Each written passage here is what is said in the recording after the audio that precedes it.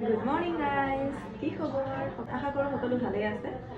মই চাওকচোন আজি ৰঙা ব্লাউজ পিন্ধিছোঁ, কাৰণ বহুত দিনৰ মূৰত মই মেখেলা চাদৰ পিন্ধিব লগা হয়। ইয়াত গুৱাহাটীত থাকোঁ যিহেতুকে মই নাইটি চাইটি পিন্ধি থাকোঁ কিবা কিবি।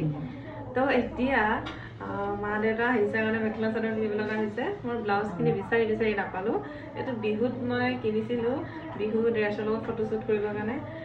তো এইটোকে পিন্ধিলোঁ আৰু উপায় নাই। কিন্তু মই এনেকুৱা ব্লাউজবিলাক পিন্ধি বেয়া পাওঁ। মই হাত চুটি থকা ইমান থকা ব্লাউজ পিন্ধি ভাল পাওঁ। এয়া হ'ল শাহুমা। শাহুমা হাই বুলি কওঁ। হাই। চিৰা দৈ খাব এতিয়া মাহঁতে।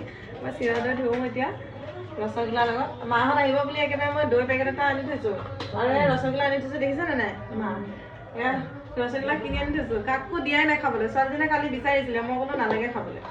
এতিয়া চিৰা দৈৰ লগত ৰসগোল্লা দিম খাবলৈ। আপোনালোকে খালেনে নাই বাৰু ৰাতিপুৱা আহাৰ? মাহঁতক চাহৰ লগত ৰাতিপুৱা পুৰি দিলোঁ, চাহ দিলোঁ, লাল চাহ।